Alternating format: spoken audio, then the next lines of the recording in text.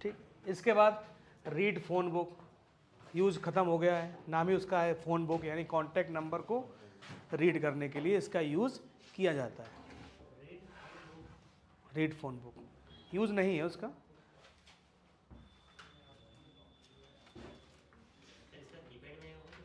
क्या? हाँ, कर सकते हो कीपैड में। क्लियर सेटिंग इन FRP, क्लियर सेटिंग इन FRP, इसके आगे लिख दीजिए फॉर्मेट।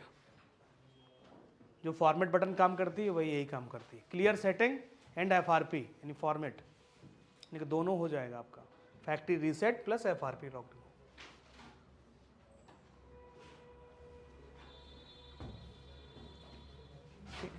इसके बाद है read code network country lock, बेकार, नो यूज़।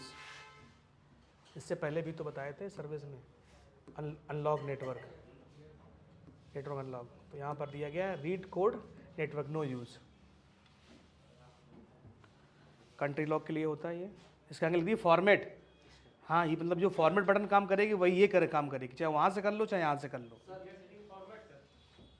हाँ, क्लियर सेटिंग FRP। इस बटन का इस्तेमाल, इस बटन का इस्तेमाल मोबाइल की सभी सेटिंग को रीसेट करना,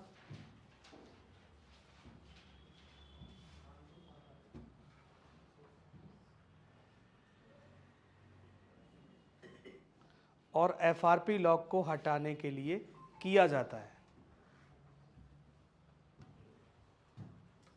ये भाई फॉर्मेट वाली बटन ही है, नाम यहाँ पे इसका रख दिया क्लियर सेटिंग एंड FRP, ठीक वही है। Read code network country lock, no use. Reset code, reset code, इस बटन का इस्तेमाल पासवर्ड को रीसेट करने के लिए किया जाता है।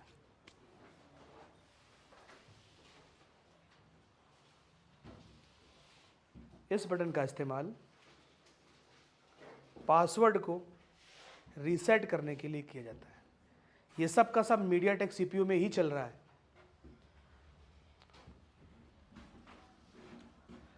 ठीक, BT address repair, no use. इसका मतलब ब्लूटूथ एड्रेस रिपेयर। किसी फोन का अगर ब्लूटूथ एड्रेस करेक्ट हो जाएगा तो दूसरा लाओगे कहां से? बताओ, कहां से लाओगे?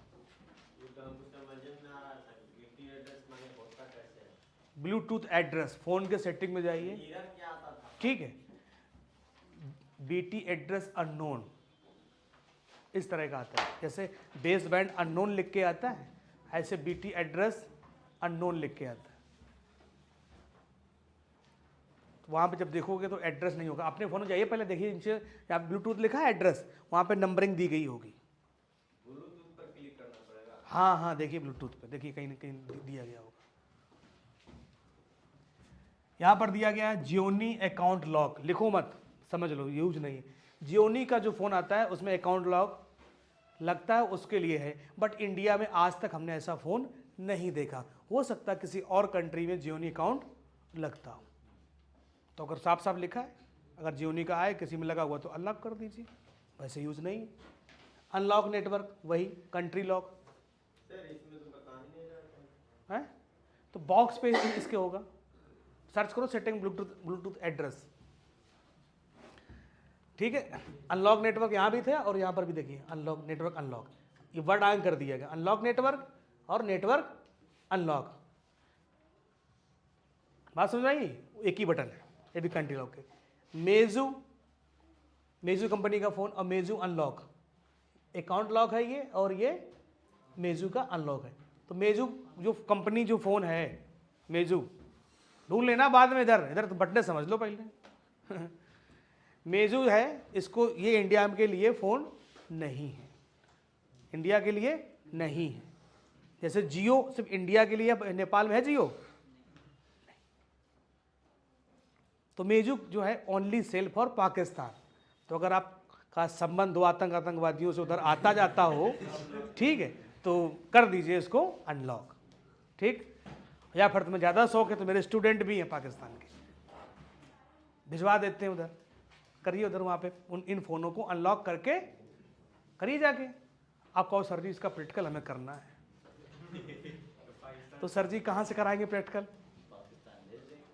पाकिस्तान भेजना पड़ेगा, पैसा तुम्हें खर्च करना पड़ेगा, प्रैक्टिकल तुम्हारा हो जाएगा। इससे अच्छा मंगा नहीं लेंगे वहाँ से मोबाइल। हाँ, तो किससे मंगाओगे? आप बोली ना वहाँ स्टूडेंट है तो उससे मंगा लेंगे। अच्छा, हाँ तो आइए आइए, नंबर दे रहे हैं और पैसे दिलाइए, ट्रांसफर कर रहे हैं, आओ। पाकिस्तान नहीं ना जाएंगे सर, हाँ? कहने का मतलब है कि पाकिस्तान नहीं जाएंगे। अच्छा जाओगे, काहे नहीं जाओगे, क्या दिक्कत है? हैं? तो ये वहाँ के लिए ये फ़ोन है, तो ये बटने कोई मतलब की नहीं है। एक्स्ट्रा में आते हैं, ठीक है, इसमें कुछ बटन है, लिखिए ओपन यूएसबी डिबग।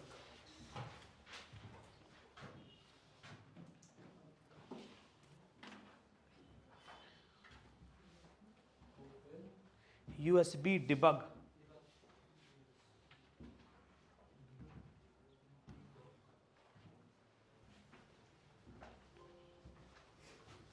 इस बटन का इस्तेमाल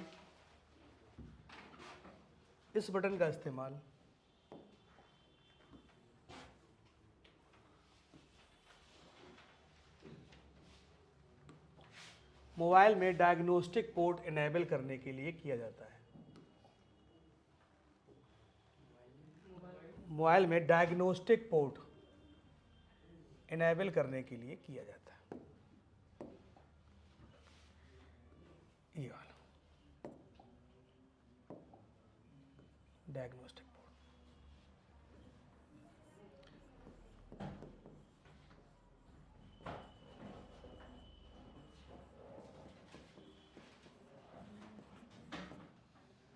डायग्नोस्टिक पोर्ट, और डायग्नोस्टिक पोर्ट पे होता क्या है? IMEI number repair,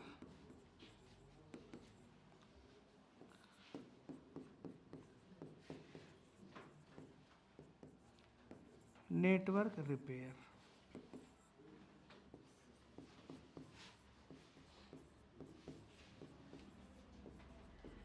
base band repair, इस पे रिपेयर होता है।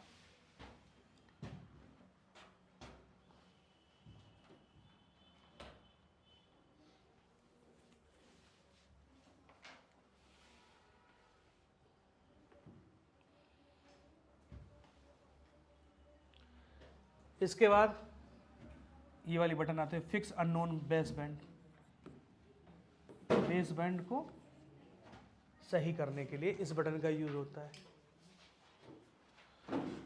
ठीक है। और इसके बाद इससे रीड होती है, नहीं राइट होती है प्रीलोडर की फाइल, बट हमें आवश्यकता नहीं पड़ती है, ठीक। मेमोरी पार्टीशन, जो eMMC IC है उसके अंदर कितने पार्टीशन है, रीड करना है हमें, क्या करने के लिए, कोई काम ही नहीं हमारा है, ठीक है। राइट, मेमोरी राइट करना, हमें इसकी ज़रूरत नहीं है, रीड राइट खत्म, कोई मतलब नहीं इनका। तो सर इसमें मेमोरी में हम लोग जो हम चिप लगाते हैं तो ये वो मेमोरी नहीं होती यार, वो तो एक्सटर्नल मेमोरी होगी जाके, जो फ़ोन के अंदर eMMC IC लगी है उस मेमोरी की ये बात कर रहा है, ठीक।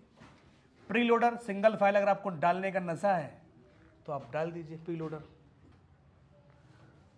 टूल में थी ना प्रीलोडर वाली फाइल, पहली फाइल याद करो है, तो वही एक फाइल यहाँ से रीड होगी और दूसरे में पड़ जाएगी, यानी ओके फ़ोन से रीड कर सकते हो और दूसरे में डाल सकते हो।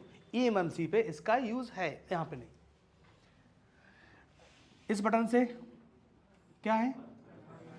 FRP रिमूव,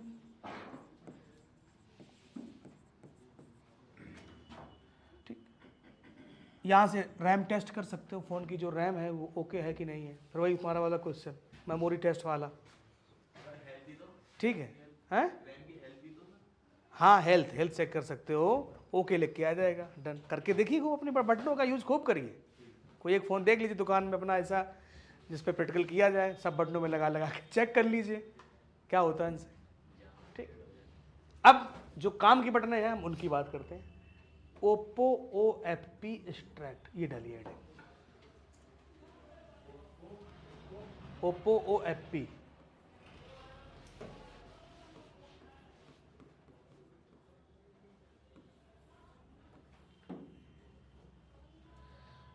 इस बटन का इस्तेमाल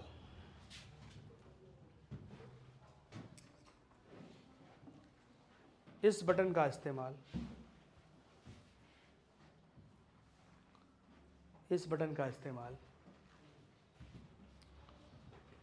ओप्पो मोबाइल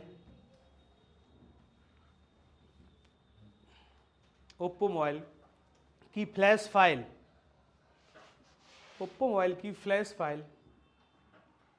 OFP फॉर्मेट में होती है। किसमें होती है?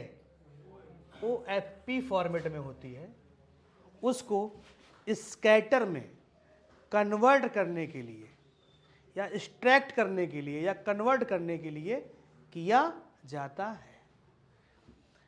ओप्पो के फ़ोन जिनके अंदर मीडियाटेक सीपीयू लगा है, उनकी फाइल जब आप तुम डाउनलोड करोगे, पहले आप क्या करोगे? ओप्पो का फ़ोन लिया, गूगल पे गए, अच्छा सीपीयू कौन लगा है?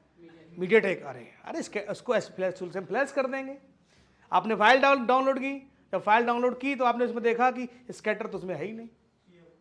उसकी क्या उसका एक एक्सटेंशन आ रहा है, OFP आ रही, और आपको चाहिए स्कैटर।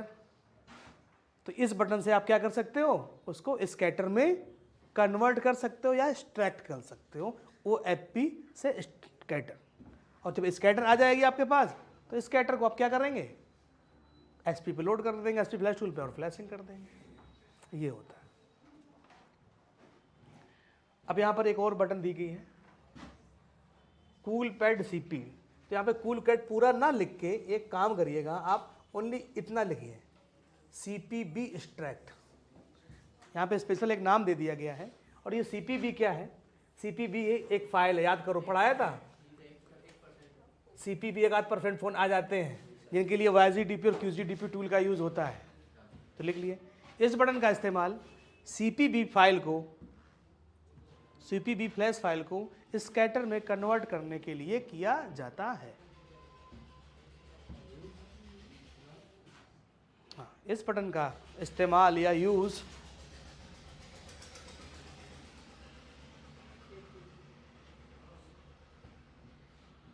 CPB फ्लैश फाइल को स्कैटर में कन्वर्ट करने के लिए किया जाता है।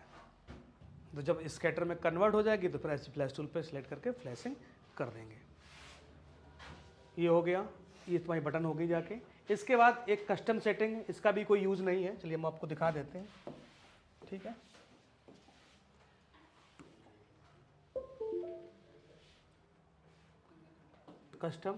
कस्टम के अंदर ध्यान से देखिए क्या कर सकते हैं आप। DA फाइल डाल सकते हैं, ऑथ फाइल डाल सकते हैं, प्री लोडर। लेकिन हमको इनको डाल को करके करना क्या है? स्कैटर तो है ही नहीं इसमें, मेन फाइल, तो इसका कोई यूज़ नहीं। अगर प्री लोडर डालना है या ऑथ डालना है, DA डालना, DA डाल के करेंगे क्या? हमको इसकी ज़रूरत कब पड़ेगी?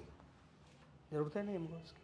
हमें मेन फ़ोन में फ्लैशिंग तो करनी है, अनलॉकिंग करनी है, पार्टीशन तो मैं को फ़ोन के अंदर बनाना नहीं, उसके लिए हम EMC प्रोग्रामिंग करेंगे। तो इसका कोई यूज़ नहीं है। और जब तक इसका अपडेट बढ़ता, अब जो नया अपडेट आ रहा है उसमें दिया गया स्कैटर, तो उससे आप फ्लैशिंग कर सकते हो। बट ये फ्री में है, जितना मिल रहा उतना सही। तो ये टूल आपके 50-60% मोबाइल बनाता है। ओके, और यही सब चीज़ें आती हैं। तो चलिए, ये मिरेकल में आपका MTK ख़त्म होता है।